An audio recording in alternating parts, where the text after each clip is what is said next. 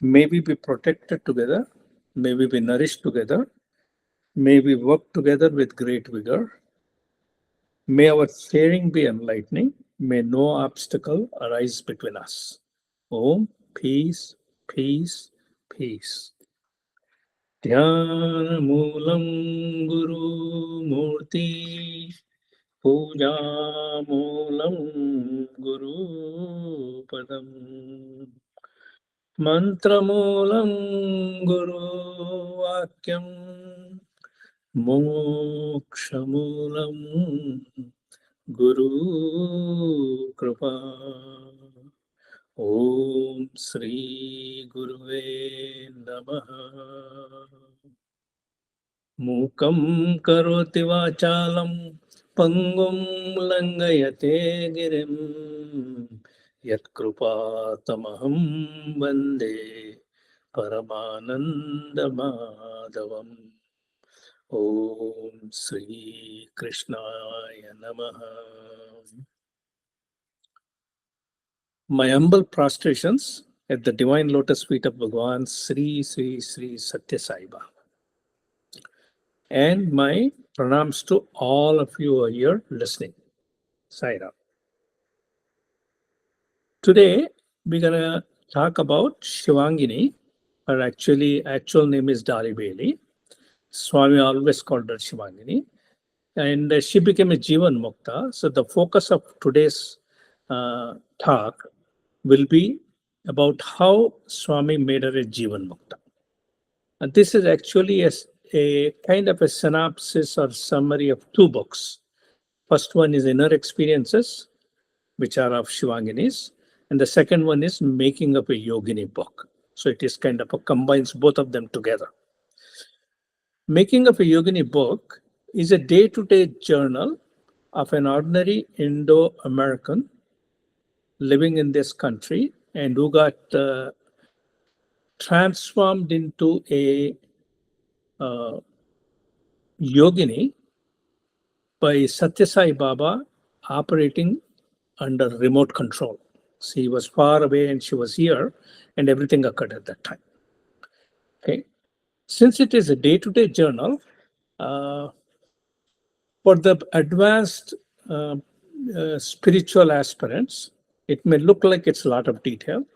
And for those who are beginners, it may seem like a pretty onerous to read.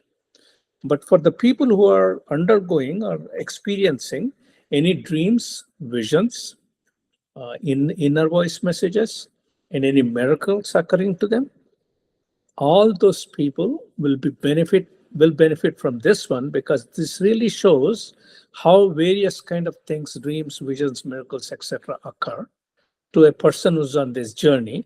And this is also, everything is in a rapid forward mode.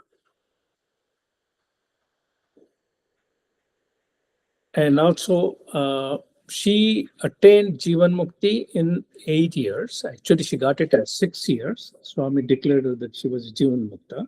So from the get-go, from starting from zero ground on, by the time she got into, by the time Swami said she's a Jivan Mukta, it was about 6 years.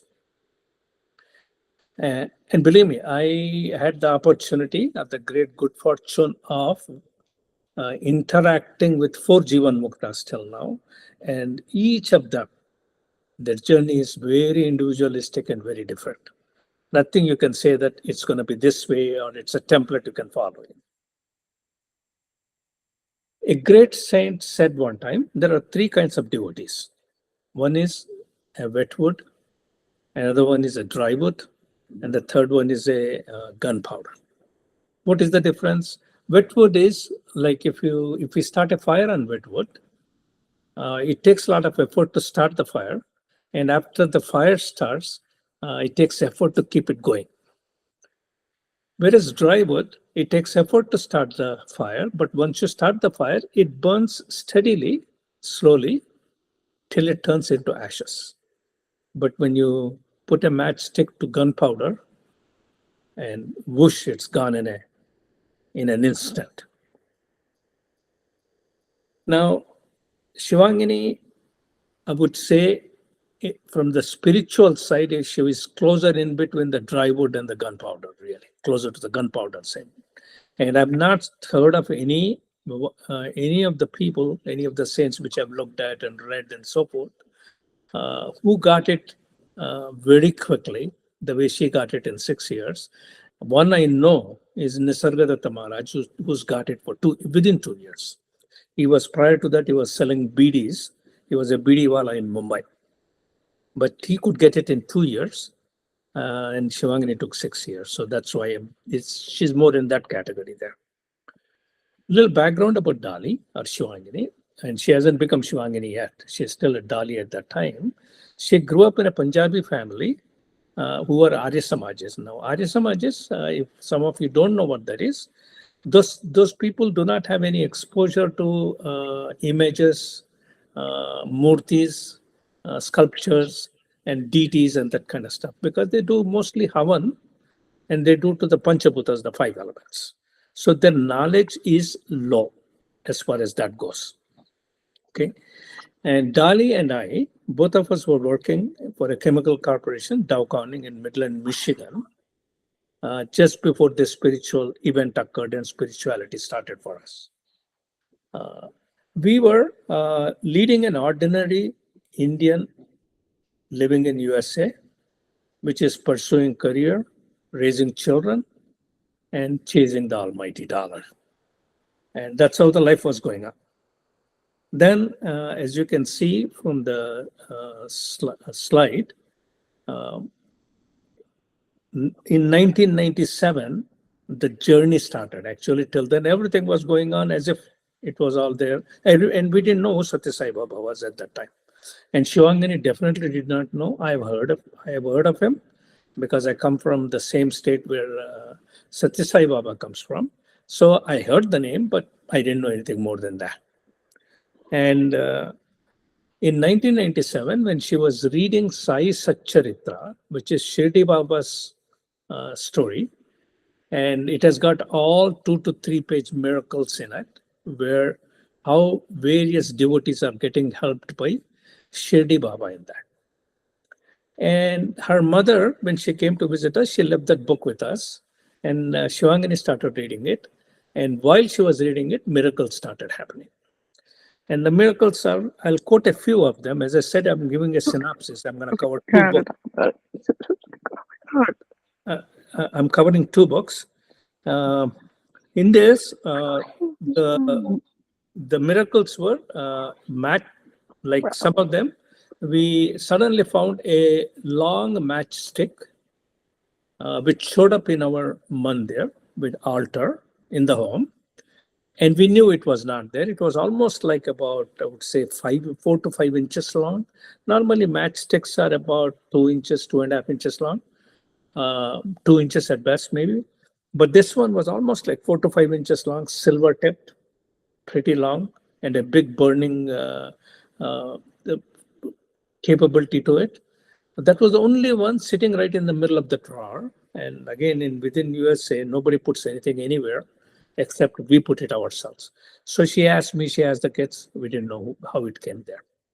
Then there was, she was at work, and there is this clock which was operating, and then the clock starts going in reverse order. And she thought that it broke, it may be doing that one, but next day when she goes back to work, it's working normally, going around the same way. And also, it never had any problem for the next, I don't know, however long she looked at it. And then there was, we used to have at that time, we used to have this landline coming into the house, telephone. And only one landline was coming into our house, and there were 3 telephones on that landline. And whenever a phone call comes, all the 3 will ring. But at a certain day, at a certain time, each day, when we were not home, when the kids were home back from school, somewhere around 4 p.m. or something like that one, at that time, only one phone would ring, the other 2 won't ring. So that is like very confusing. I talked to the telephone company and all, they could attribute why it's happening. Now, all this slowly led us to Sathya Sai Baba, and I'll relate that in a very short uh, synopsis way. One of our friends, our party friend, uh, who was a Sathya Sai Baba devotee, and Shivangini ended up calling that person, saying that, "Hey, I'm having all these miracle-like experiences at home, and since she is such Sai Baba devotee, does she know anything about Shirdi Sai Baba?" Then that friend said to Dolly that 1 week prior to her call, Sat Sai Baba came in her dream, that friend's dream, and told that friend that I'm going to Dolly's house. And that's the only time Swami called Dolly as Dolly. Okay, after that, he never called her Dolly, always Shivangini. And that's how she got to realize that, oh, it is somebody called Sathya Sai Baba doing it. Then that friend asked, "Do you want to know more about his whatever his miracles are, whatever his influence are among the devotees and so forth?" So she gave a bunch of tapes to see and books to read and that kind of stuff. Then this is like, since all of this started 1997 January, and I'm going to give you time frames also. The reason I'm doing that is how the evolution occurs to a Jivan Mukta at various phases, at various steps, and they are able to reach to the state of Jivan Mukti in 6 years time frame. So I need to put the time frames to it so that you see what progression occurs in what manner, so that you have a better understanding of it, and it might help you in your journey. Okay. Then 3 months later, Mahashivratri came. In 1997, the Mahashivratri was on March 6th. And we did not know anything at that time. That came and went.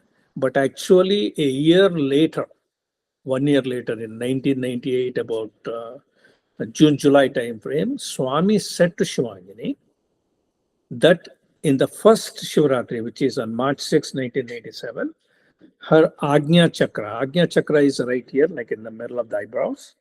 That is one of the chakras. There are 7 chakras in human body. These are the subtle nadis, they call them, through which the energy flow occurs within the human body. And these chakras are junctions of these nadis. And there are 7 junctions like that, very important junctions. And the junction right here in the middle, in between the eyes, called Ajna Chakra, that got loosened, he said. We didn't know that at that time. Then after the Mahashivratri passes away, she starts having dreams, very bright, very clear, and all kinds of dreams. I mean, then later on, she gets into meditation and all when she gets visions. Now, her dreams, what she used to do is she will have the dream. She'll get up, when she gets up in the morning, both of us are getting ready to go to work. And before going to work, both of us have a cup of tea together. And while drinking the tea, she would relate to me all the dreams she had, either a meditational vision or a dream. Now, right now, she hasn't started meditation yet. I'll tell you when she started. But it was only dreams, and she would have all kinds of dreams, very detailed, very clear. She would explain it to them, and they'll take about almost like 20 minutes to that kind of detail she had. And we figured that we'll not be able to keep up with what she's saying because we can't remember. So we got a little tape recorder in those days and cassette tapes. And while she's relating to me, we'll press the record button on the cassette tape, and we have a cassette tape recording going on at the same time. Then once it's recorded, we put it away. We put the date and time on it. And then after it's recorded, when I have time, I started transcribing them into the computer. And later on, these things are what helped us write the books. Okay. So she would tell it in the morning, and we'll be recording and all those clear dreams, very clear. And all of them are holy dreams, like holy being all the gods and goddesses coming up. Now, as I said, our background is Arya Samaji, not really much known to what the Hindu gods and goddesses are. Somewhat, but not much. Okay. And one of them, she was one time was talking about Shiv Tandav Nritya. She didn't know what it was.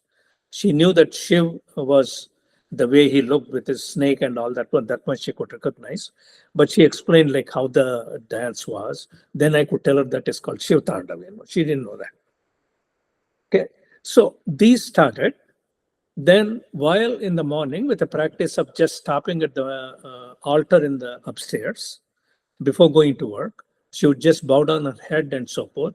And in this time frame, when she was bowing down her head with closed eyes, she felt as if something is prompting her inside to sit down and close eyes. So she sat down and closed eyes. When she sat down and closed eyes first time, she would see a beautiful light and green light, I think she was seeing at that time. And she's a Gemini, and Gemini are people who are kind of very active and multitasking kind of people.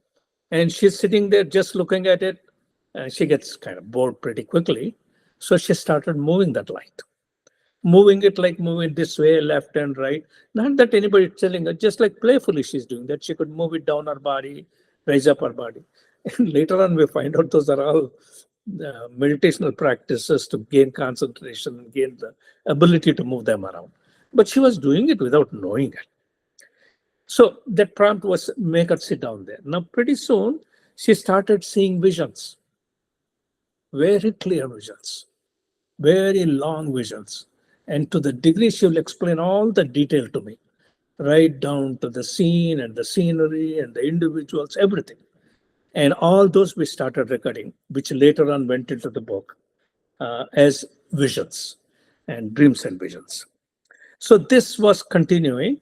And while she was meditating like that one, which started out as playfully doing it, but it started getting into visions and it was getting interesting. So she was having fun a little bit. And with that one, she'll sit down and do those visions and so on. Along the way, she started feeling as if something is telling her to do, as if in her own hand, something is feeling as if it is something or telling something or making her do something, something like that one. And she wasn't sure in the beginning. Then she started kind of knowing what it's telling. And then she would ask me, what is this I'm hearing? And am I going crazy? Should I be going and seeing a psychiatrist? That's what she asked me. Then I asked her, what is it telling you? And if it is anything telling you which is what you call right, which is sounds dharmic and right thing to do and so on, I said, don't worry about it. But if the day when it starts telling us to do things which look like as if these are bad things, then we can figure it out at that time whether we need to go to a psychiatrist or not. So that continued, but that inner promptings which are coming were slowly getting so used to that she's able to hone to it. Actually, they explain it in spiritualities. It's like a radio station. Nowadays, you got all kinds of different remote control kind of equipment and so on. But in those days, we used to have dials where you dial into a station. This hearing the inner voice is basically dialing into the right station. So as she was getting the inner prompting, after a while, she got into the habit of knowing how to dial into it just by practicing it. So by the time it came about, I would say October of 97, this is only about 9 or 10 months. On that October 97, she got a message which clearly made her feel that it is some divine force which is speaking to her. And what it said in that one in October 97, I'm not reading the full message, only a part of the message. It said, you will be the instrument for giving peace and liberation to numerous souls. Remain alive to your future. It is important that you be bound by the rules of yoga and religion. And on. It went on. By then, she was absolutely clear it's divinity talking to her, because only that will tell you these kind of things to do. So now she got a voice established, inner voice established in 10 months. And she knew it was divinity. And by that time, she could connect to saying that then she could start recognizing the voice. And she knew it was Sathya Sai Baba's voice. Although she never seen Sathya Sai Baba, she never met him, she never talked to him, she never had his Pad Namaskar, never of any one of those. Even till she left her body, even after she was declared as Jivan Mukta, she never had those. Neither did I. I've been to Puttaparthi many times, sit in the lines and all that one. None of those. So we were always kind of kept distant from Swami. Okay. And then about January 98 or so, which is another 3 months into it, one day she was sitting there, and again, as usual, she would do some meditational practice, and one of them is called Trataka. Trataka is something to do with how you gain further concentration. But while doing that, she somehow did some breathing process was not right. And because breathing process was not right, she started having a little pain in the lungs. And of course, she sat down to meditate, and Swami started talking to her. And in that one, while talking, Swami says, "You are having pain in your chest. It is because of this practice you're doing, Trataka. Don't do that and breathing the way you did it at that time, because that is what is giving you. So we need to fix it." Uh, Now this is all upstairs where our altar is, and Swami says, "Okay, we need to fix it. Walk up and down the stairs." And he stopped. Then she was still listening, right? Then when he stopped, she realized that he means it now. He says, "Now?" Then Swami says, "You take medicine when you're sick, not when you're well." So she gets up, but he says to her at that time, "As you're walking up and down the stairs, keep talking to me." See, till now she's been having connection and talking to Swami only while closing eyes, sitting down in meditation posture and concentrating. She could talk. But now Swami is asking her, talk to me while walking up and down the stairs, where you have to keep your eyes open and do other things, right?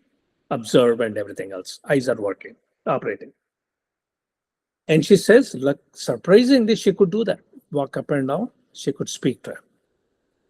And from that day onwards, that voice became almost like a 24/7 voice, which will be with her. She can be cooking, she can be walking, she can be talking to somebody, and internally will be talking to her. And that kind of phenomena started. By when? By January of 1998. So it's exactly 1 year from the day she started from ground zero in spirituality. Okay. So, and that January 98 to about April or May 98 were very crucial actually, because Swami was putting a lot of pressure on her. He was asking her to do 4 times meditation, and she was going to work, and she had to do she was juggling too, because we got 2 kids, and our kids were at that time 11 and 13. And 11 and 13, or 12 or 14, something like that. And she was going, and also she was doing a full-time job, then coming back, and then also household chores and this and that. It was a very busy life at that time. At that time, I was asking her to do 4 times. And she said that, Swami, I can do the lunchtime, I can take out and do the meditation there, but 4 o'clock I cannot do because it's open office system. Somebody can walk in at that time. And Swami said at that time that, don't worry, you just do it. So she closed her eyes and sat at 4 o'clock. Interestingly, till she went past that 3 or 4 months, nobody walked into her office all those 3, 4 months. She would sit in there and do the meditation, sitting in the office. So that was one. And another thing Swami said in that 3, 4 months she needs to be doing is, he said that start writing the book. And he would ask me to write. He would tell it to her, tell it to Gyani to start writing. And you work with them and so on. Okay. So she started doing that one. We started writing the book, whatever. First and foremost is transcribing the experiences. And after I transcribe it, she will read it and then she'll correct it if it is anything wrong or whatever. While we are correcting it, and if she didn't do it right, Swami would tell her, that's not what it is, this is what it is. So we'll go ahead and change that at that time. So that kind of phenomena started occurring in that January to April timeframe. And Swami said that you need to write the book prior to that, which means that all the experiences got to be transcribed and proofread prior to Shivratri. Shivratri was end of February of 1988, somewhere. And you need to do that one, because after that, you will not be able to do. And we didn't know what it meant. And we thought that she was probably going to pass away, die or something like that. But then later on, much later, about 1.5 years or 2 years later, Swami says that the reason he asked her to do it that time right away is because her spiritual state is at a state where she can convey it in a very simple, easy way to understand. But once she crosses that Mahashivratri, and I'll tell you what happened at that time. Mahashivratri, her spiritual state starts going up and further up. Then she cannot put those things in a simple manner for people who are just starting the journey to understand and relate to. So that was the reason he was pushing her to finish it. Well, anyway, the Shivratri came at that time. And then he said that before, even during this time, uh, I think just before January 98, somewhere around November or something of 97, she had one marvelous experience. When she told me, I was stunned actually. She was meditating there and right in front of the altar. And altar is, the way we have the altar is at about 4 feet height. So you have to sit on the carpet and meditate. But the altar actually starts about 3 to 4 feet height.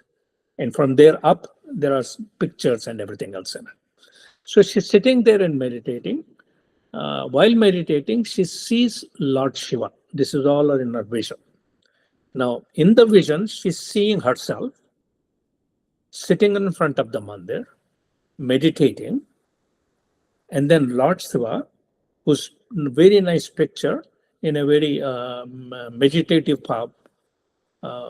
posture. He was sitting there in a picture there. He comes right out of it and he steps in front of her. And then you can see it like he comes right in front of her. Then he had Trishul in his hand. He put the Trishul like this on the ground. And she's describing all this to me later. Okay. And the Trishul stands, ground being whatever that is which she's seeing in her vision. Then he slowly moves around, comes behind her, and right behind her, and the person who's sitting is still with closed eyes, looking forward. But she, the one who's having the vision, is able to see both Shiva and herself in it. And after Shiva going behind her, he had the snake in his neck. He grabs hold of the snake like this and pulls it out. And she tells me she could see that he's pulling it out with a little effort, as if like pulling it. He pulled it out, and with its head, the snake's head, he puts it right at the base of her spine and moves it up her spine. Then he comes back and disappears.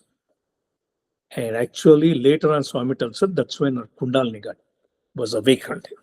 And that's what essentially Shiva did for her. This is, I'm saying, about in about 10 or 11 months into the journey.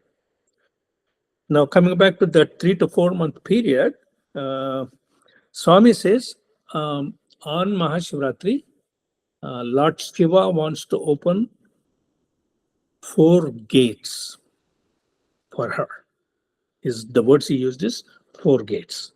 Lord Shiva will be opening 4 gates. There will be minor damage, but nothing to worry.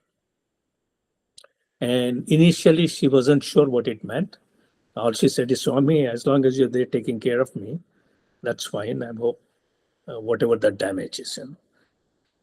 But that's when, after that, when she has vision, at one time she was having a vision, she sees the entire face appear in front of her. And then that face slowly dissolves away. And Swami says, mind disillusion has started. Okay. And that was the day she felt that.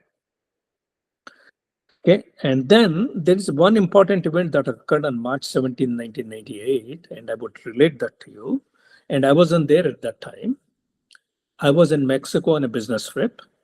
And then afterwards, like as usual, she was having the vision. And when I'm not there, experience and so forth, she would record it and leave it there. Because whenever I have time, I will be able to transcribe it. On that day, she and Swami had conversation. Now, how do I know this one? When did I come to know?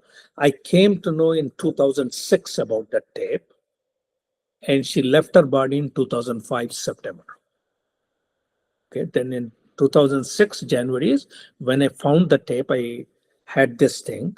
And what I did is I took that tape, her, whatever she recorded, I moved it onto my computer. It's still in my computer. Sometimes when I want to, I can listen to it. It's a little blurry because in those days, that sound quality was not there in the tape recorders, but you can still hear her voice, and then the whole thing, the conversation went on.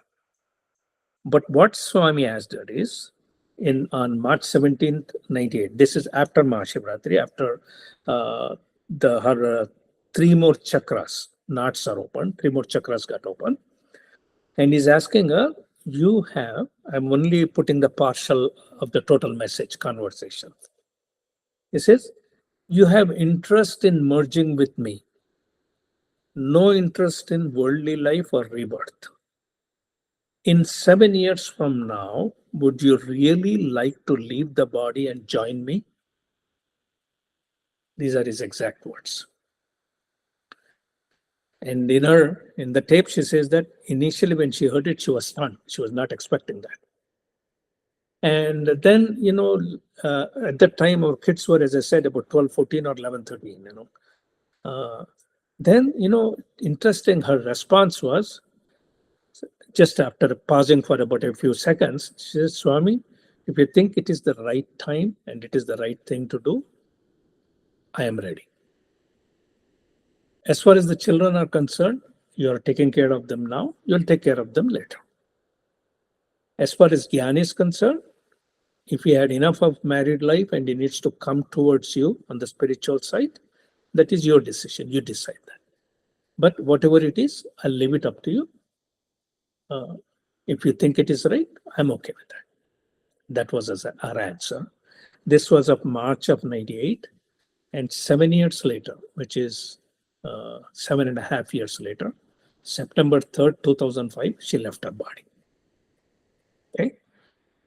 Okay. Now, while on the Mahashivratri, one of her veils gets removed. Veil being typically in spirituality, we talk Maya or illusion or ignorance is called veil. So veil gets removed. Now, how much, how far, I don't know all that. He never said that. And just to give a little idea of how little her spiritual knowledge was or understanding was, is one day around, I would say 2 days later or 3 days later, in the meditation, Swami, while talking to her, he says, Mimosa Kosa. She gets up. I don't know what he said, but she told me that Swami said, Mimosa Kosa. Do you know what Mimosa Kosa is? And I said, I don't know. I never heard of it. Sounds more like a Japanese kind of stuff, I don't know, it's something related to that, but I cannot think of anything. Then about another 2 days later, Swami has conversation with her and he says, it is not Mimosa Kosa, it is Manomaya Kosha. And her understanding and knowledge is so little that she didn't know, never heard Manomaya Kosha. So she thought it was Mimosa Kosa. So that's, just to kind of give you a little idea of her, where she was in understanding things also. And I'll tie all of this together later. Okay. And the other part, interestingly, is during this time, it was very busy for her. And Swami is asking her to do meditation 3 to 4 times. And at the same time, he would say, call Pam Jury, somebody out there who's Swami's devotee and who's having difficulties, talk to her, give her solace. And he's making her do this kind of activities to where he's trying to help other people through her. Right? But now here she is going to work. 2 kids going through raising 2 almost teenage kids at that time. At the same time, doing these 4 meditations and also all this, trying to write the book and so forth, and calling all this. And she used to feel she was kind of unable to juggle it. So then she would ask Swami, when should I do that? And Swami at that time, one time he said that, don't ask me things like that. Okay. And then next time again, he says, Swami, how long should I meditate? When should I go? When should I do this? Then Swami replies, this is on March of 28th, about 11 days after that. He says, and I'll use his words directly what he said, read it to you. He says, again, you are bringing me down to your level. You do not understand. God does not have time-space limitation that you have as a human. How soon you want to remove that, how much effort you want to put in there, how much sadhana you want to do for it, it is up to you. But once you make the effort, just be assured that I'll be that effort. Just be assured that I'll help you all the way through. But that effort has to come from your free will. So that day we understood very clearly where is this free will and only what choice we have. It is to do or not to do this or to do that. That kind of choice is always thrown into our bucket. Rest everything he controls it anyway. So that was a good educational thing at that time. Then all along she used to have this question of why me? Why did she get all this one? Like I gave a little idea of how little she knew about spirituality. And yet look at all this experience she's going through and inner voice and chakras getting opened and fabulous visions and everything else. So Swami answers that question. One time he take like on Mahashivratri of 98 in the mandir, while she's sitting there, everybody, all the other people who come there, particularly a lot of South Indians who come to the Lord Shiva temple in Flint, Michigan, they were all kind of very well dressed and they bring these huge plates full of things to offer to God. And Swami at that time asked, see all those people, how long they've been doing my devotion and look at how much they do for me and how much they are spending on me. Then he says, what have you done for me? And why do you deserve what you're getting? She was silent. She didn't have an answer. Then during this same 4-5 month range, he used to make her and me, both of us go together. There are 3 people in our town. One was on by phone mostly. His name was Gopal, and the other one is Allada was there, and the other one is Sudarsha was there. All 3 were there, very well versed in scriptures. They knew this Upanishads and Bhagavad Gita and then Atma Bodha, everything, all those things. He'll make us sit down, go sit there with them and discuss with them. And of course, their knowledge and everything is way above compared to where we are. We are literally learning things with them, right? And one time when we were coming from there, Swami asked the question. He says, see those people, how long they've been learning about me and how much they know about me and how much you know about me. Then he says, what do you deserve? What did you do to deserve what you're getting, which they are not getting?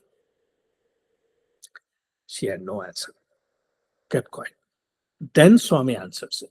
He says that the only reason you're getting it, both from the standpoint of bhakti other people are doing and from the standpoint of knowledge other people are gaining, only thing you got with you is purity. It is the purity which has brought God's grace to you. So that's when she knew why she was chosen. She wasn't aware of it at all. Okay. And there is another instant which talks about using intellect, viveka, which is, she read somewhere that before you do meditation, you need to do, it's like it was written in the book, NADA. And she read it as Nada. And then it was Brahma after that. She thought it was Nada Brahma. So they said you need to do that 21 times before you meditate. And she was doing that meditation on that day, and Swami starts talking to her. And she's going in the meditation, Nada Brahma 7, Nada Brahma 8, Nada Brahma 9. Swami says, Shivangini. She hears it. She goes, Nada Brahma 10, Nada Brahma 11. Then Swami says, stop it. He says, you need to use your discrimination, viveka. You need to understand why you're doing all these practices. All these practices are to have communion with God. And here I am talking to you, and you keep on doing this Nada Brahma, Nada Brahma, Nada Brahma like that. And he says that's where you need to use your discrimination. Make the proper discrimination. As soon as you hear God's there, stop it. Because that's not that important. That is only to get you to where you already got, And this is why sometimes a lot of people are doing spiritual practices. If we don't have a guru, we don't know when we have already reached it. We don't understand that clearly. Because there are no clear signs telling you that. And Guru is the one who has already been through that path completely, so they will be able to tell you that. that this is the one. You already crossed it. Don't worry about that. Now move on. Like that. Okay. Now, then she gets the manuscript to be written and all that stuff. Then Swami tells her that finish the manuscript, which took us another 3 to 4 months after that. Finish the manuscript, and after finishing, getting the manuscript ready, take the manuscript copy with you, and then come to see me. And that is the first time she's going over to see Sathya Sai Baba, which was end of 1998. And she goes to Whitefield, and she's way back at the end in the darshan hall, and from far away she looks at this person in afro hair and ochre robes, and she knows, no, that is Swami. Till then she never saw him, except in pictures, I guess, videos and all. Okay. Then Swami started putting her on into starting doing Vishnu Sahasranama, Lalita Sahasranama, all those things. Now the knowledge and everything starts beginning at that time. Okay, and I'll try to relate that to you, because this is related to how the book is organized, Making Up a Yogini, and I'll tell you at the tail end how it is done there. Then the inner experiences gets all put together. That is the name of the first book. And till now, what I summarized is what happened in inner experiences. And then after that, Sahasrara, about three, four days later, Swami gets her to start doing Sahasrara concentration. Now, all along, even like somewhere about, I would say, end of 97 or fourth quarter of 97, Swami gave her kriyas to do. She started doing kriyas to clean her chakras. And she was going through all the chakra cleaning and everything else, and those nadis get opened, or chakras get opened up at Mahashivratri. And after that, she finally reaches and he is getting her to do Sahasrara concentration. Sahasrara is right at the top of the head. This is the chakra, the seventh and the last chakra. Okay, concentrating on that. Then in 99, which is almost, I would say, about a year after, she started concentrating there. Many experiences are there in the book, Making Up a Yogini. You will see that one. Then in 99, he makes this statement about, I would say, August or September of 99. He says, now you're starting where you left off in your previous life. This is a really profound statement, because, in early on, I told you that how little she knew, both from spirituality or knowing how to do meditation or anything like that one. All those things are handed to her on a plate, really. Why? Only reason they are done is because those are all the things she already accomplished in last life. That's why Swami is saying, now you are where you left off in your last life. Then it takes her, okay, now you're getting into Making Up a Yogini. Then it takes her on to 2000, 2001 to do a lot of seva activities. Thursday bhajans at her home. He makes her do all the holy festivals in her home. Mahashivratri, Sri Ramanavami, Sankranti, and all the different ones. Guru Purnima, the Krishna Janmashtami. Every one of them gets us to Swami's birthday, November 23rd. We'll do all those, invite all the people, and Swami would give a lot of instructions on how to decorate, what to decorate. Mahashivratri, when we were doing it, it was always a special thing. Every year he would give a different theme for that one, a different Jyotirlinga as a theme. And she has to decorate according to that, getting all that. We made a artificially looking lingam made and all that one. And then we used to do Abhishekam to that one, entire night people used to keep awake. That's a very small town of only 20, 30,000 people, totally white town. Indians were there, and most of the Indians used to come over there. Okay, then Swami made us start Bal Vikas, teach the kids, local Indian kids, and there were 1 or 2 American kids who were there too, who came because their parents or grandparents were Indian or something. Then we used to do summer camps in the summers, where she will take the girls down there to do the summer camp, and I would take the boys along with that one. When she's teaching the Bal Vikas, getting everything, the writing board, everything prepared, and the materials for them to hand out, that prepared everything. I used to do work with her. In the holy festivals, when Swami makes us to cook for the people, uh, she will be getting everything ready, and the frying part was mine. So I would be sitting down and frying and all that one. Bhajans, when we used to do Thursday bhajans, I was never into singing. But in that town, there was nobody else to sing. So from the women's side, she would sing, and from the men's side, I started singing. So bhajans got into there. Then she started doing uh, Gita satsangs for the adults. Okay. So these were all activities, lot of seva activities Swami got her to do. Okay. And there was one incident which occurred. Now, while she's doing all these activities, now go next slide. While she's doing all the activities, Swami would continue to make her grow spiritually. All the spiritual experiences are going on. It's all in the book. You can read those. And interestingly, I would describe one spiritual experience that occurred in 2000. That was February 10th of 2000. And in that one, it's a very interesting one. It's like she's waking up in the morning and Swami tells her, it says, Nyota Devanagari. Then she tells me, Nyota means invitation. I didn't know that. It's a Sanskrit word. She looked up in the Sanskrit. We bought a Sanskrit dictionary because all the words he was throwing at her, and I didn't know, she didn't know. In those days, Google was not there for us. So we literally had to buy a Sanskrit dictionary and hunt up the meanings for that one. So Swami says, Nyota Devanagari. Come, get up. It was something like 4:10 or 4:15 in the morning. She went back to 4 o'clock. She woke up, went back to sleep. He wakes her up at 4:15. He says, come, wake up, right away, come to meditation. And while going there, she hears Nyota and Devanagari. Nyota means invitation. Devanagari means the land of Devas, or the town of Devas, if you want to call it. And Swami tells her that come quickly. They all want to bless you. And being what she is, she asked Swami, can Gyani come too? So I sit with her and we meditate. And we meditate for about 30 minutes together. And I'm sitting next to her. After meditation, she tells me what happened in the meditation.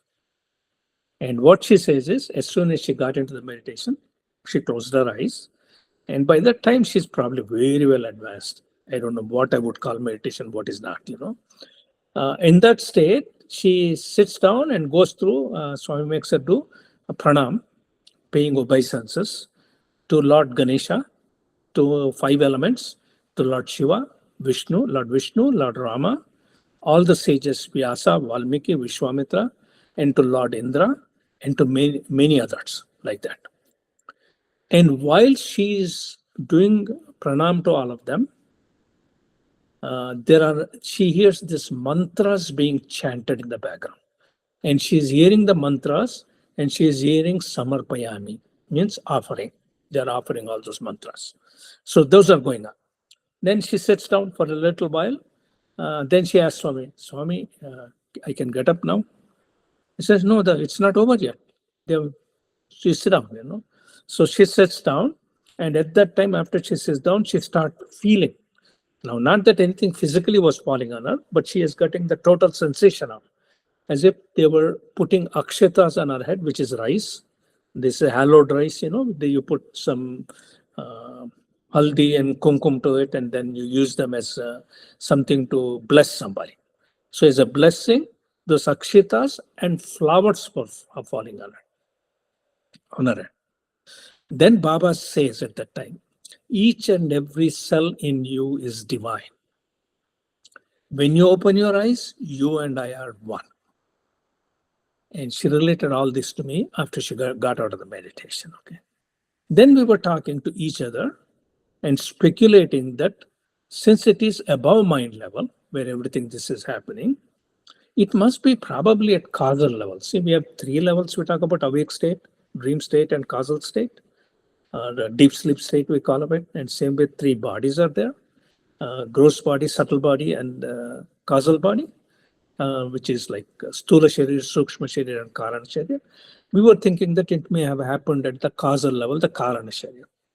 at that time says no, it was on super causal level, which is basically at the fourth state. It is not really fourth, but they call it fourth. It's called Turiya.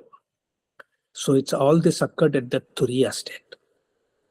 So that was the experience of that meditation of half an hour. Okay, then fast forward. Swami has taken her to the highest level in the first part of it. Okay, now he starts teaching her, and her learning begins at this stage now, which is around 2001 time frame. And then she goes through it. At that time, he throws a lot of Sanskrit words at her. He makes her go to the Vivekananda monastery and read some of the books over there, borrow the books from there. See, in those days, as I said, we didn't have the luxury of Google. So we had to go to library to hunt up the book. So you go to a set and find out and start reading through that. And they would direct her a lot of times. So she went through the 2001 and the 2002 while she's doing all the seva activities, which I mentioned earlier, Bal Vikas and this, everything else. So in April of 2002, she sees 4 plums in her meditation. And they were all of them ripe. Only one of them was slightly a little greenish touch to one edge of it. And Swami tells her those are representing the 4 yogas, karma, bhakti, jnana, and raja yoga. And he says you're ripe in all of them, except karma is still a little raw there. And he continues to make her do the karma. Okay. So that's basically one of the key point in that one when I stated. The reason I stated is a lot of us tend to think that I am on bhakti path, I'm on jnana path, I'm on karma yoga path. It really doesn't work like that. If you want to get to the ultimate state, you need to have all the 4 of them. You need to be ripe in all of them. And only then you get there. And that's where it's called, it's called Sampurna Advaita Jnanam. Advaita Jnana is fine. I mean, from knowledge standpoint, you might have Advaita Jnana. From experiential standpoint, also you might have it. But true Advaita Sampurna would be you need to have it honed all of them actually. That's what it talks about. So just wanted to make a point like that. Okay. Now I'll try to relate to you some of the very subtle body travel and subtle body experiences. One is the subtle body travel with Swami. And all those occurred in 2002, as you can see from the slide. On March 20th, 2002, Swami tells her in meditation, travel to Prashanti Nilayam every day. He says, come to Prashanti Nilayam every day. Okay. And I got only some of the experiences put together. There are a few more in the book beyond what I wrote down, and I'm going to walk you through. Swami, the first day, like 3:20 and 3:21 or so, she went to Prashanti Nilayam. She's sitting down in Midland, closed her eyes, meditating. And she says that state cannot be really said as a wake state, cannot be, it's like almost like something like a transcendental state. But again, these are words we are describing, we really don't know how to convey really. That's the difficult part about this. But she sees herself, she's right at Prashanti Nilayam and she's zipping right through. I mean, your movement is much faster. It's not like the physical body moving. The physical body is still in Midland, Michigan, in front of the mandir. It is sitting there, and she already made it to Prashanti Nilayam without any visa. Didn't need any one of those. So she walks there, and she walks right up to Swami. And Swami is just coming out of the the Purna Chandra hall. At the top of it, his room used to be. That is before he moved to Yajur Mandir. Okay, all these are. And he steps down. It was upstairs, and he would step down, come down the stairs, and he's just about to enter into the Prashanti Nilayam gate to walk through the line giving darshan. Okay. So Swami steps out for darshan, and he tells her, walk behind me. So Shivangini is walking behind him. And they're going there. And as they're going, she's walking and she's knowing that Swami is ahead of her, that knowledge is there.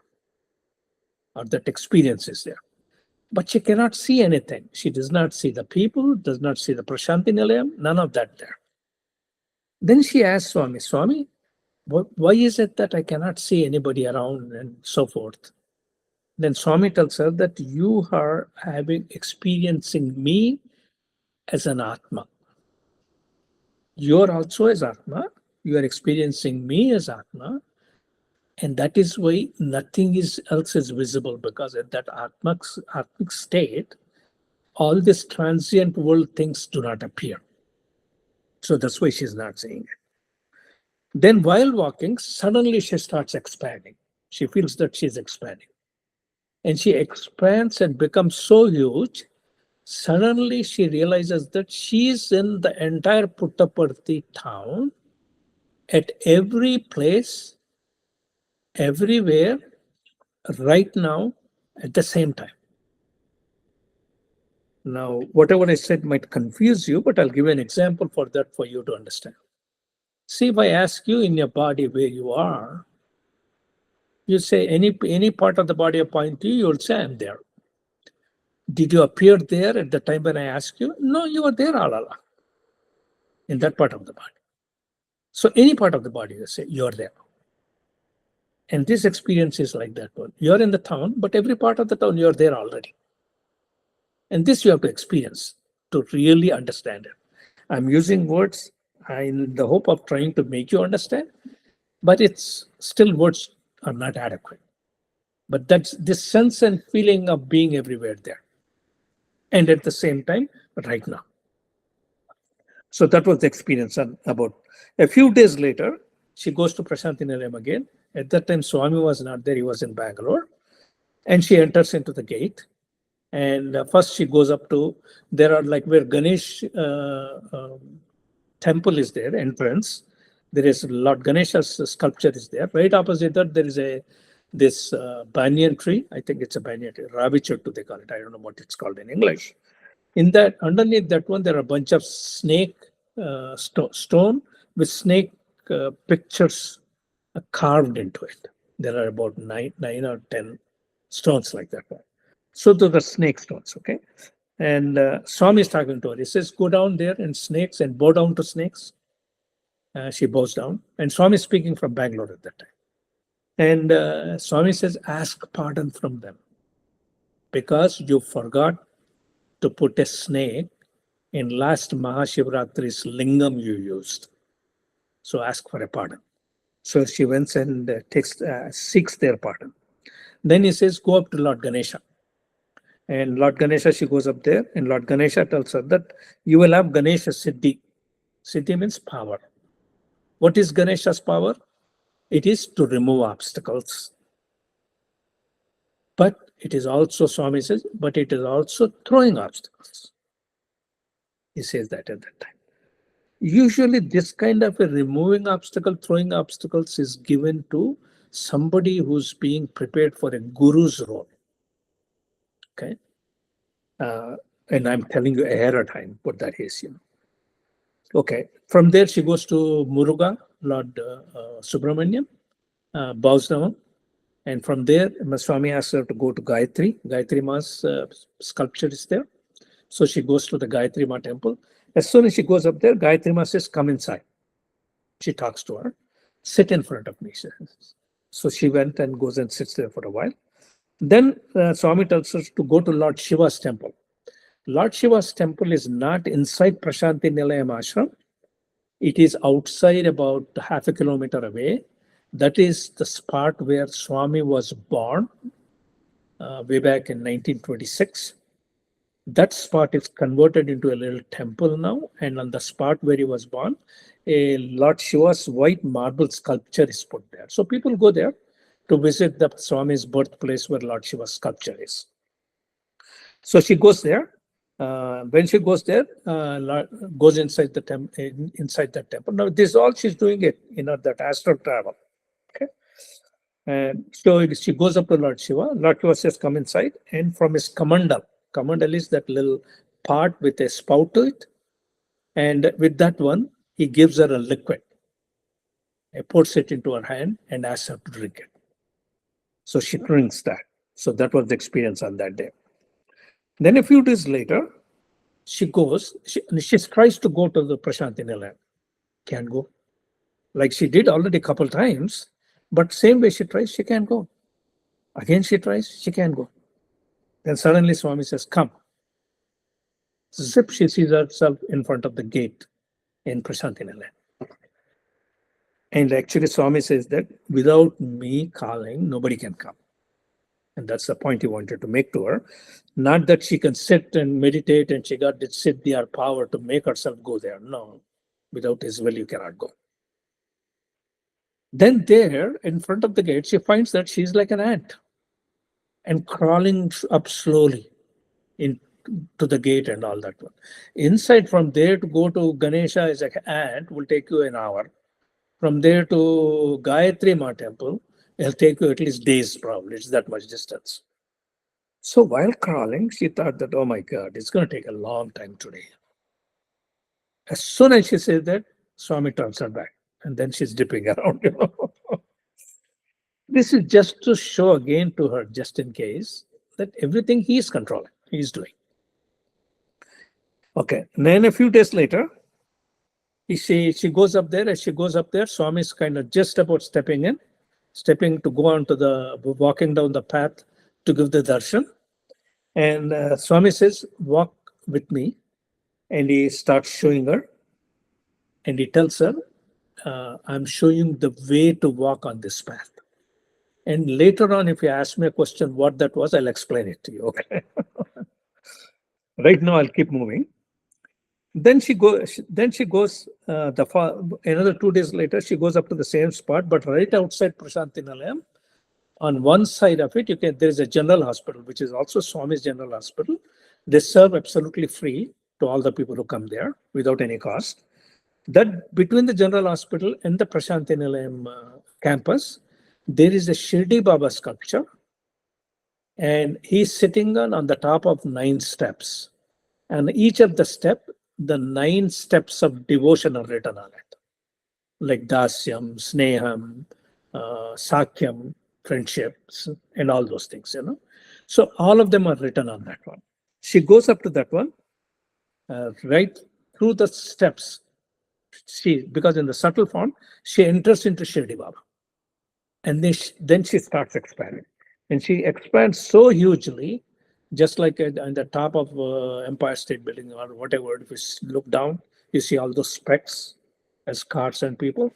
She says all the people were looking like specks from there. So that is another experience she had there.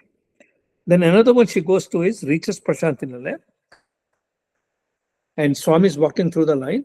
And Swami says, asks her to come behind her. And she's walking behind him. And while walking behind him, she enters through the feet of Swami into his body. And she sees herself inside his body. And she's able to look at all the people sitting in the Prashanti Nilayam. All the people who are taking darshan and all that one. And Swami says at that time, he said at that time to her, let us walk. So he's actually showing her how to walk. And she's experiencing that by entering into his body and experiencing the way he's walking. That's the process she's going through. Then after that, one of the key ones actually, this is by the time I would say end of 2002 or fourth quarter of 2002, Swami says when she goes up there, nobody's there, and Swami walks up to her from his place where he lives, that room which is up on the top of the Purna Chandra, and he comes there and he tells her, come, hold my hand. You've been wandering for a long time. Come with me. So he takes her up to where his room is on that one. Okay. Then next day she goes there up again. When she goes there, Swami again tells her, come, takes her again. He says, I'll take you to my abode. Then Shivangini asked him, he says, your abode, Prashanti Nilayam, Swami? Swami says, no, Shivlok. Then he says, it is a great honor. I myself am taking you to my abode. And that was Shivloka, which was second. That is 2002. Now I got a bunch of experience I want to relate about in 2003, which are with Lord Shiva. These are all subtle body experiences. Earlier, I told you that Lord Shiva temple is there where Swami is born. They have established the Lord Shiva temple with marble sculpture and everything there. So she has, and the first one, of course, I already told you where she goes up to there, where he gives liquid from her commander to drink, which she drinks. Then in 2003, in January of 2003, when she goes up there, the sculpture sitting there turns into Sathya Sai Baba.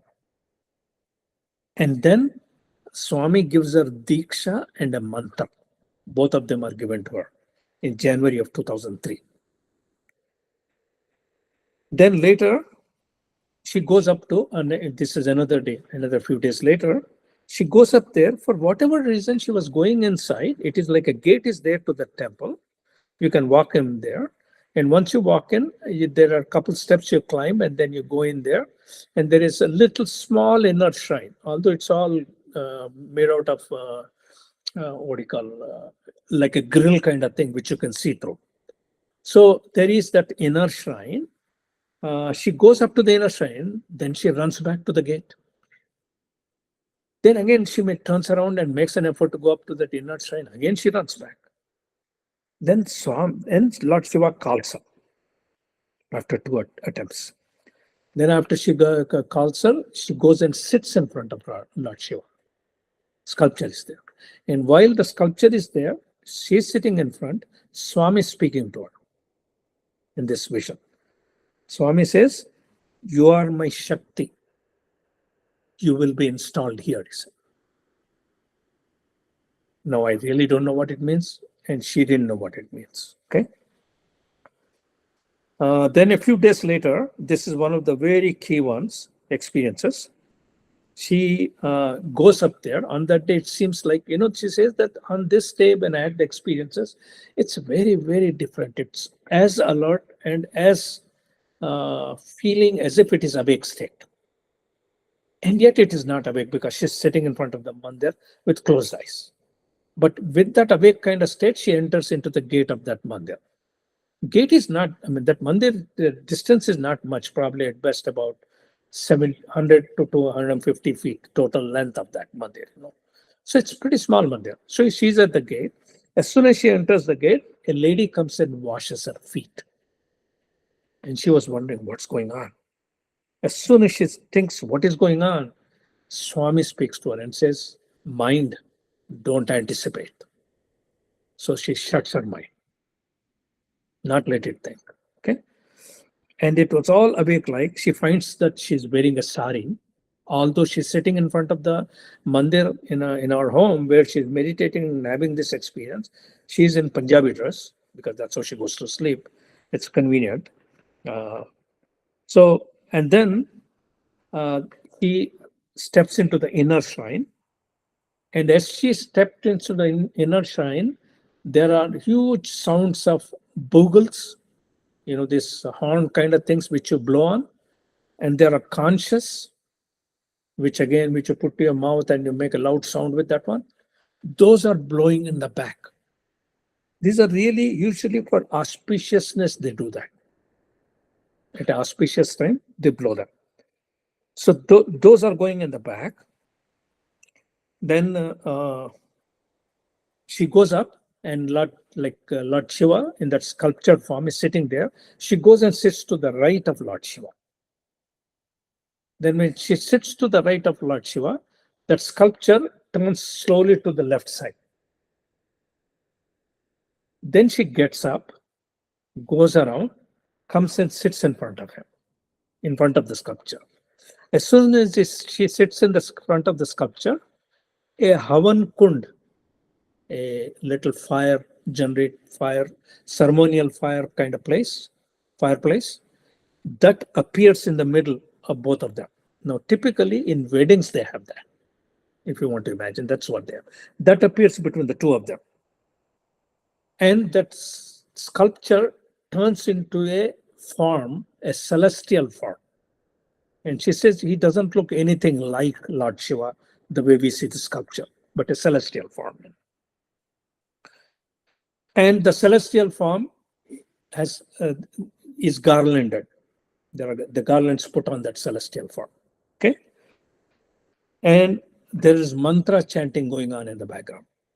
Constantly, mantras are being uttered. At that time, first he says, calls her Saubhagyavati. Saubhagyavati means lucky woman. Okay. Then he's standing. So when he stood up, she also stood up, and there is fire in between of them. But she says he was pretty big in size and all. Then she said. Then she says he went ahead and slapped her 4 or 5 times. Her. And she said, "What did I do?" He said, "Aparad." Aparad means mistake, error. Okay, he did some mistakes or some errors. For that reason, he's slapping you. And then she thought of asking, what aparad did I do? Then she held back herself back. Her intellect stopped her, thinking that after all, I'm a human being. I do a lot of mistakes and a lot of errors. Could be anything. So he's kind of correcting that. Then they go through the process of wedding, actually. Then Anjaneya Swami, sorry, that Lord Shiva says, this is the purest wedding that took place between you and me. You had this desire, and I am doing it for your sake. That's what said. So that was about 2003, about April, about I would say middle to later part of 2003. And usually, whenever there is a marriage between a human and God, it is a symbolic way of representing the jiva, the individual soul, becoming united with the cosmic being. So that's what the wedding they talk about, union, basically. That's what it is. So that's basically was shown and established there. Now, the last portion of this, what I was going to talk to you, then I'll go a little bit on explaining how the book thing is. Jivan Mukta, Swami in 1998 said to her, you will be Jivan Mukta. Okay. In May of 2003, that is in the time when she got married to Lord Shiva, Swami tells her, you are that. And in July of 2004, and this was a very interesting conversation Swami and Shivangini had. Shivangini was reading a book by Joy Thomas. Joy Thomas is a very ardent Swami devotee. She wrote a bunch of books around love and so on, And in one of the books, she talks about her cosmic oneness experience. And Shivangini and I were chatting at that time, and we were talking about, she was explaining what she read and all that she had cosmic oneness experience, so that must be whatever, we were talking to. Then at that time, Swami interjects. Usually this is a three-way conversations when we're talking. Swami interjects and says that what Joy Thomas had was Brahmanubhuti, which means experience of Brahman. That cosmic oneness is an experience. Now, what do you mean by that? Experience come and go. Okay. And then he says, what Joy had was Brahmanubhuti, but you are a Jivan Mukta, he said. This was in July 2004. Then in October of 2004, we were walking down the path and we were talking about, she came across a, email where somebody was sending some mail, just like what we send WhatsApps now. At that time, they used to send it in email. It gave a list of Jivan Muktas names, Somebody kind of said that, I don't know who figured out that, but we have no idea, but it was a list. When we are walking down the path and suddenly Swami tells her that go and add your name to that list of Jivan Muktas.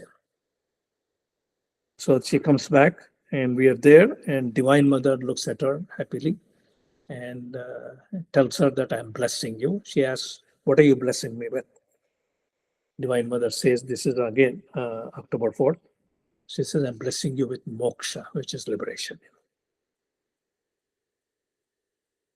So that is the journey of a ordinary day-to-day soul, starting from ground zero to getting to Jivan Mukti. Although I say ground zero, but they carry with them a great level of good karma, good accumulation of merit from prior lives. Now, the way the book is organized, it's organized into three sections. First is called divine effulgence, second one is called divine knowledge, third one is called divine love. And how to describe that? Shivangini described it in her own words, and I'll do it using her words. I'll describe it to you.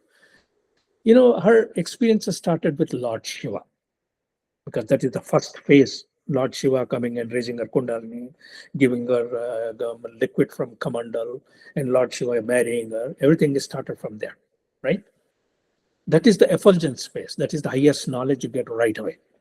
And that is like taking somebody to the top of the mountain using a helicopter. They never really climbed the mountain. And you can tell based on what she did, the amount she did and all, starting from January 97, by the time you're coming to middle of 98, in 18 months, she's already there at the peak of the mountain. And that is definitely a flight by a helicopter.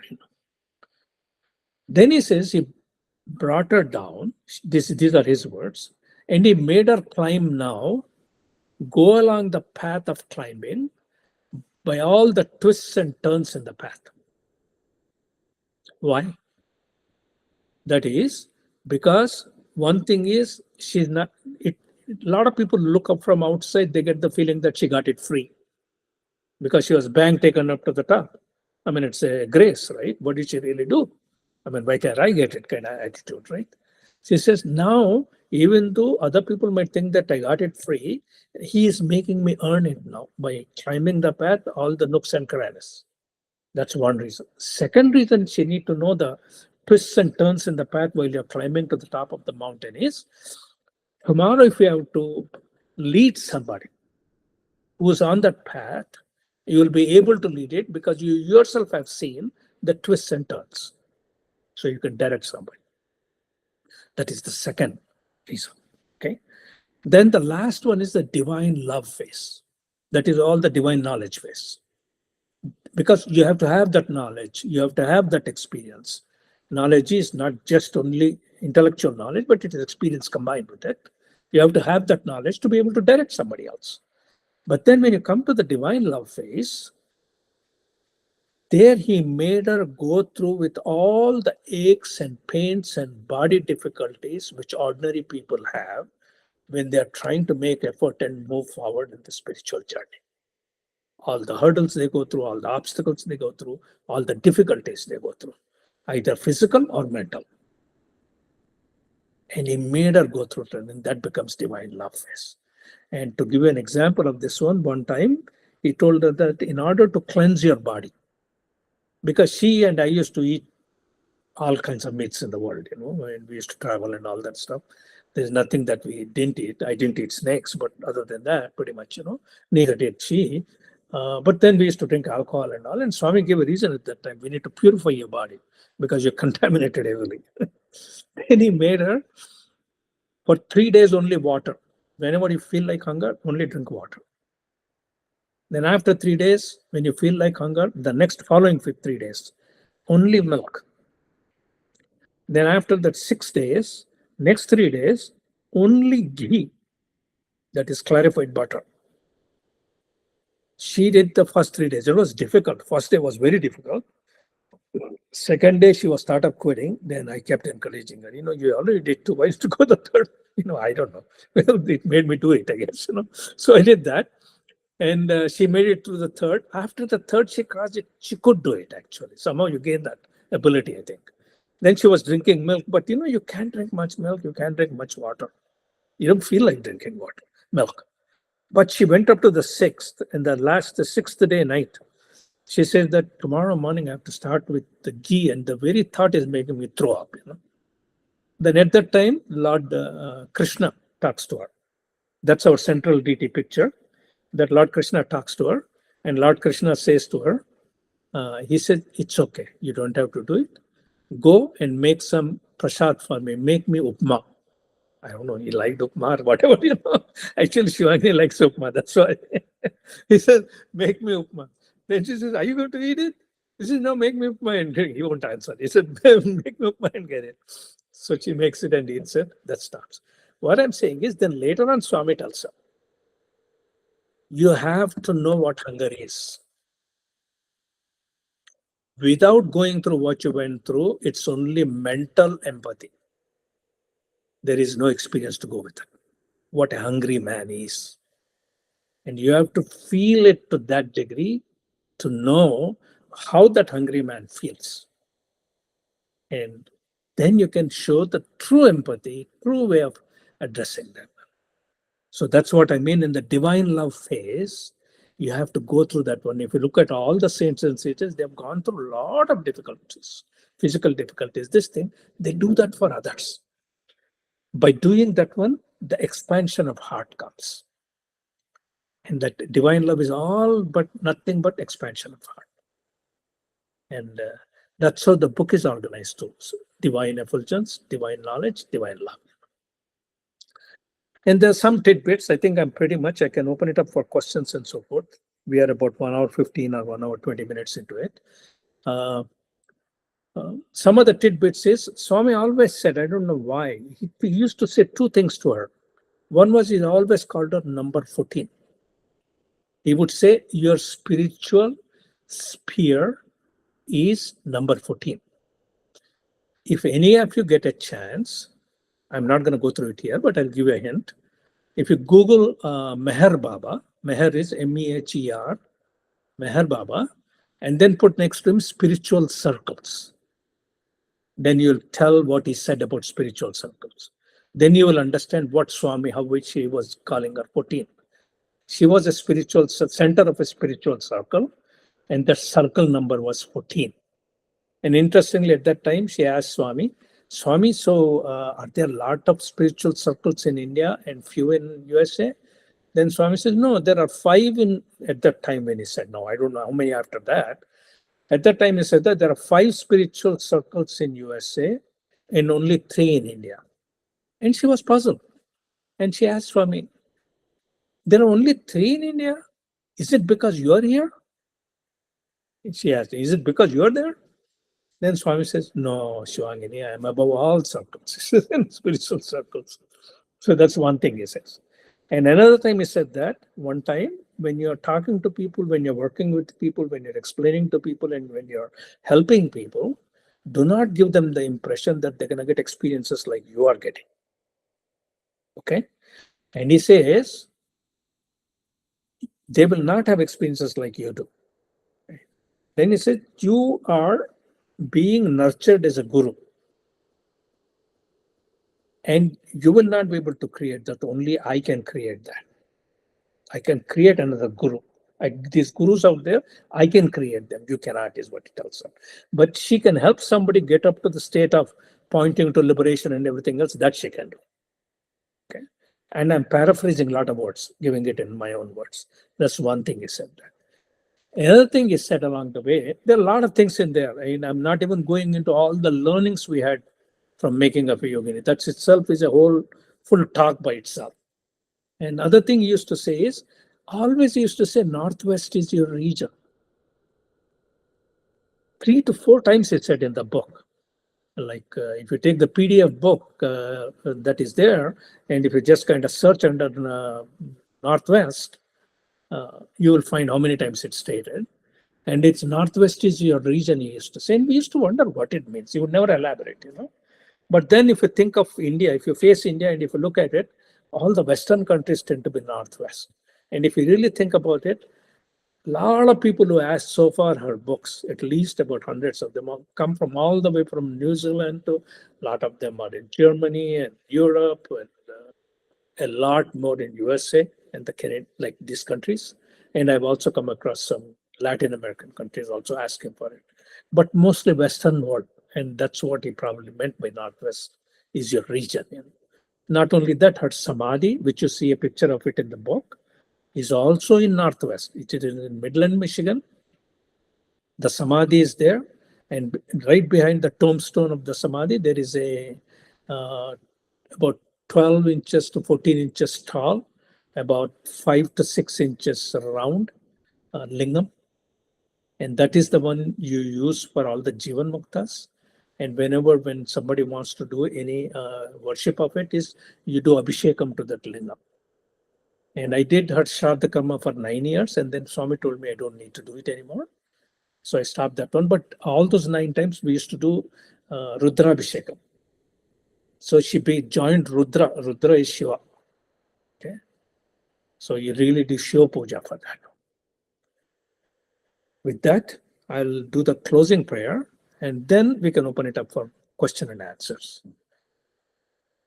Om Sarve Bhavantu Sukhinah Sarve Santu Niramayah Sarve Bhadrani Pashyantu Ma Kaschid Dukkha Bhag Bhavet. Om Shanti Shanti Shanti. Hari Om Tat Sat.